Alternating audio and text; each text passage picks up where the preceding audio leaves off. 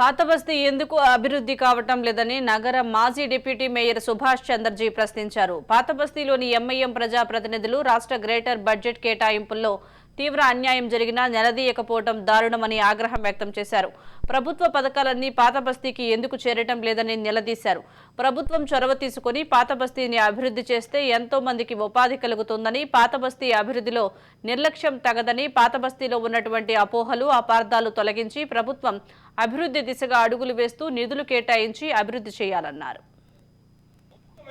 విషయాలు ఎందుకు మన యొక్క బడ్జెట్ సమావేశంలో చర్చించలేదని చెప్పేసి నేను కోరుతాను. ముఖ్యంగా పాతబస్తీ 6 మంది ఎంఐఎం ఎమ్మెల్యేలు ఉన్నారు, 2 ఎమ్మెల్సీలు ఉన్నారు, ఒక సీనియర్ పార్లమెంటు సభ్యుడు అసదుద్దీన్ ఓవైసీ ఉన్నాడు. నేను అసదుద్దీన్ ఓవైసీని అడుగుతా ఉన్నాను, అదేవిధంగా ఎమ్మెల్యేలను అడుగుతా ఉన్నాను, మీరు ఎందుకు పాతబస్తీ డెవలప్మెంట్ గురించి మీరు మొన్న జరిగినటువంటి ఏదైతే తెలంగాణ బడ్జెట్ లో కూడా మాట్లాడలేదు. హైదరాబాద్ పాతబస్తీకి కేటాయింపులు తీసుకోలేదు. రేవంత్ రెడ్డిని గట్టిగా ప్రశ్నించి గట్టిగా ఒత్తిడి చేసి ₹1 కూడా పాతబస్తీ డెవలప్మెంట్ కు తీసుకోలేదు.